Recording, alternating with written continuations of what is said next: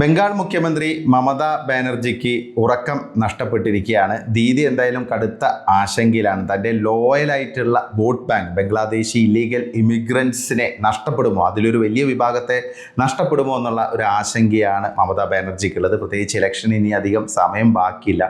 ഈ ഒരു സാഹചര്യത്തിലാണ് SIRുമായിട്ട് മുന്നോട്ട് പോകുന്നത് തെരഞ്ഞെടുപ്പ് കമ്മീഷൻ.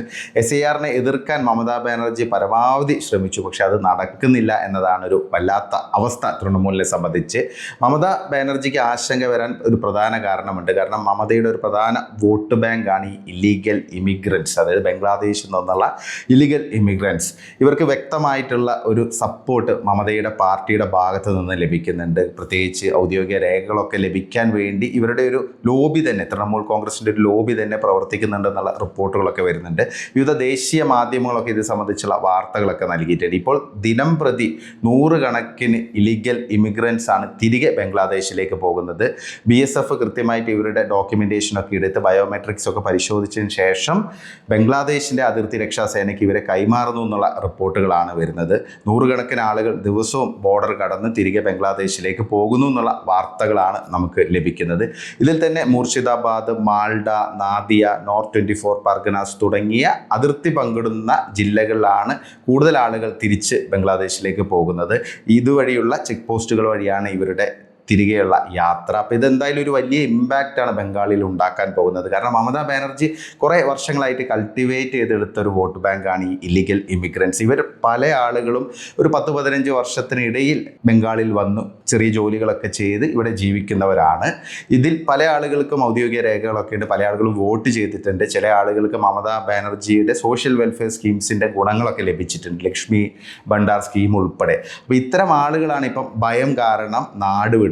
കാരണം അവർക്കൊരു നല്ല ആശങ്കയുണ്ട്. കാരണം തങ്ങൾ എന്തായാലും പുറത്തു പോകുമെന്നുള്ളൊരു സാഹചര്യമുണ്ട്. കാരണം ആ രീതിയിൽ കൃത്യമായുള്ള ഡോക്യുമെൻറ്റ്സ് പ്രൊഡ്യൂസ് ചെയ്യാൻ സാധിക്കില്ല എന്നുള്ളൊരു ഭയം കാരണമാണ് പല ആളുകളും സ്വമേധയാ തന്നെ രാജ്യം വിടുന്നതെന്നുള്ള റിപ്പോർട്ടുകളാണ് വരുന്നത്. എന്തായാലും ഇത് ബംഗാളിൽ ഒരു വലിയ നിർണായക ഘടകമായിട്ട് തന്നെ മാറും. SIR പ്രോസസ്സ് ഒരു ഭാഗത്ത് നിൽക്കുമ്പോൾ മറ്റൊരു പ്രധാനപ്പെട്ട കാര്യം, ഏതാണ്ട് 32 ലക്ഷത്തോളം വരുന്ന ബംഗാളിലെ മരിച്ചവരുടെ ആധാർ നമ്പറുകൾ റദ്ദാക്കിയിട്ടുണ്ട് UIDAI. അപ്പോൾ അതൊരു പ്രധാനപ്പെട്ട കാര്യം തന്നെയാണ്. കാരണം ആധാറാണ് ഒരു പ്രധാനപ്പെട്ട ഡോക്യുമെൻ്റ് ആയിട്ട് ഈ SIR പ്രോസസ്സിൽ വരുന്നത്. അപ്പം അതും തൃണമൂലിനെ വല്ലാതെ ആശങ്കയിലാഴ്ത്തുന്നുണ്ട്. ഇതിനെതിരെയൊക്കെ തൃണമൂൽ നേതാക്കളൊക്കെ രംഗത്ത് വന്നിട്ടുണ്ട്. ഇത് തടയണം എന്നൊക്കെയാണ് പറയുന്നത്. ഇതിൽ നിന്ന് തന്നെ നമുക്ക് മനസ്സിലാക്കാൻ സാധിക്കും ഇവരുടെ കള്ളക്കളി എന്താണെന്നുള്ളത്.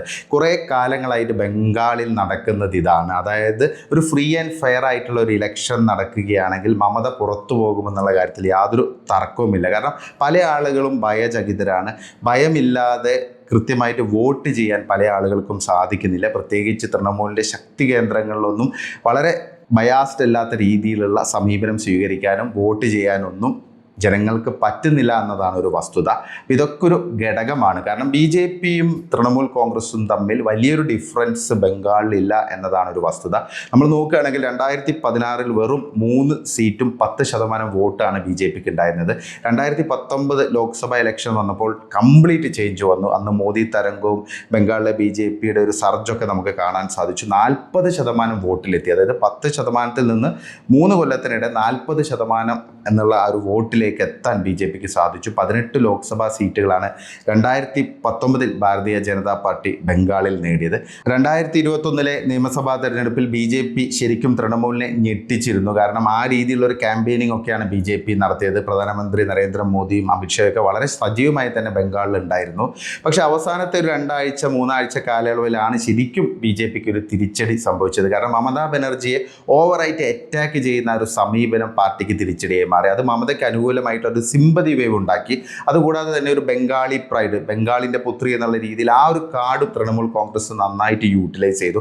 BJPക്ക് നല്ലൊരു ലീഡറില്ല മമതയെ കൗണ്ടർ ചെയ്യാൻ. ഒരു പാൻ ബംഗാളി ഇമേജ് ഉള്ളൊരു ലീഡറില്ല. അതൊക്കെ ന്യൂനതയായി മാറി. പിന്നെ മമത വീണതിന് ശേഷം പ്ലാസ്റ്റർ ഇട്ട്, അതുകൂടാതെ വീൽ ചെയറിൽ സഞ്ചരിച്ചു. ഇതെല്ലാം ബംഗാളികൾക്കിടയിൽ ഒരു സഹതാപ തരംഗം അവർക്ക് അനുകൂലമാക്കി.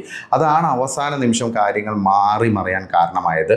ഒടുവിൽ 38-48 എന്നുള്ളൊരു ഡിഫറൻസ് ഡിഫറൻസിൽ, അതായത് 38% വോട്ട് BJPക്കും 48% വോട്ട് തൃണമൂൽ കോൺഗ്രസിനും ലഭിച്ചു. തൃണമൂൽ കോൺഗ്രസ് 215 സീറ്റുമായിട്ട് വീണ്ടും അധികാരത്തിൽ വന്നു. പക്ഷേ BJP 77 സീറ്റ് നേടി. ആ ഒരു 3 സീറ്റിൽ നിന്ന് 77 സീറ്റിലെത്താൻ BJPക്ക് സാധിച്ചു, പ്രതിപക്ഷമായി മാറി. അതൊരു വലിയ എഫേർട്ട് തന്നെയാണ് BJPയുടെ ഭാഗത്തു നിന്നുണ്ടായത്. അതിനുശേഷം നടന്ന ലോക്സഭാ തെരഞ്ഞെടുപ്പ്, ഏറ്റവും ഒടുവിൽ നടന്ന 2024 ലോക്സഭാ തെരഞ്ഞെടുപ്പിലും BJPക്ക് 39% വോട്ട് നേടാൻ സാധിച്ചു. അതായത് BJPയുടെ വോട്ട് ബാങ്ക് എന്ന് പറയുമ്പോൾ, അല്ലെങ്കിൽ വോട്ടിംഗ് പെർസെൻറ്റേജ് എന്ന് പറയുമ്പോൾ ഏതാണ്ട് 38 മുതൽ 40% നിലവിൽ ഇൻടാക്റ്റ് ആയിട്ട് നിൽക്കുന്നു എന്നുള്ളതാണ് ഒരു പ്രധാനപ്പെട്ട കാര്യം. 12 സീറ്റാണ് ഇത്തവണ 2024 ലോക്സഭാ തെരഞ്ഞെടുപ്പിൽ BJP നേടിയത്. 18-ൽ നിന്ന് 12 കുറഞ്ഞെങ്കിലും വോട്ടിംഗ് പെർസെൻറ്റേജ് കുറഞ്ഞിട്ടില്ല എന്നുള്ളത് BJPയുടെ ഒരു സ്ട്രെങ്ത് തന്നെയാണ്. അപ്പം സ്വാഭാവികമായിട്ടും ഒരു ഫ്രീ ആൻഡ് ഫെയർ ഇലക്ഷൻ നടക്കുന്നു, കൃത്യമായിട്ട് വോട്ട് ചെയ്യാൻ എല്ലാ ജനങ്ങൾക്കും ഒരു സാഹചര്യം ഉണ്ടാവുകയാണെങ്കിൽ ചിലപ്പോൾ മമത വീഴാനുള്ളൊരു സാധ്യതയുണ്ട്. അതിനൊരു പ്രധാന ഘടകമായിട്ട് ഇപ്പോൾ ഈ SIR പ്രോസസ്സ് മാറുന്നു എന്നുള്ളതാണ് ഒരു വസ്തുത. കാരണം മമത ഏറ്റവും കൂടുതൽ ഭയക്കുന്നതും ഈ ഒരു വിഷയം തന്നെയാണ്. കാരണം ഇല്ലീഗൽ ഇമിഗ്രൻസ് ആണ് മമതയുടെ പ്രധാന വോട്ട് ബാങ്ക്. അപ്പോൾ അവരിൽ ഒരു വിഭാഗത്തെ നഷ്ടപ്പെടുകയാണെങ്കിൽ തന്നെ അതൊരു ഗെയിം ചേഞ്ചറായിട്ട് മാറാൻ സാഹചര്യമുണ്ട്. എന്തായാലും നമുക്ക് കാത്തിരുന്ന് കാണാം. ബംഗാൾ ഇലക്ഷനെ കുറിച്ച് കൂടുതൽ ഇപ്പം പ്രവചിക്കാനുള്ള ഒരു സമയമായിട്ടില്ല. പക്ഷേ ബംഗാളിൽ മമത നല്ല ഭയത്തിലാണ്. കാരണം BJP ആണെങ്കിൽ ഇനി അവരുടെ ഫോക്കസ് മുഴുവൻ ബംഗാളിലേക്ക് മാറ്റുകയാണ്. എന്തായാലും നമുക്ക് കാത്തിരുന്ന് കാണാം ബംഗാളിലെ കാറ്റ് എങ്ങോട്ട് പോകുമെന്നത്.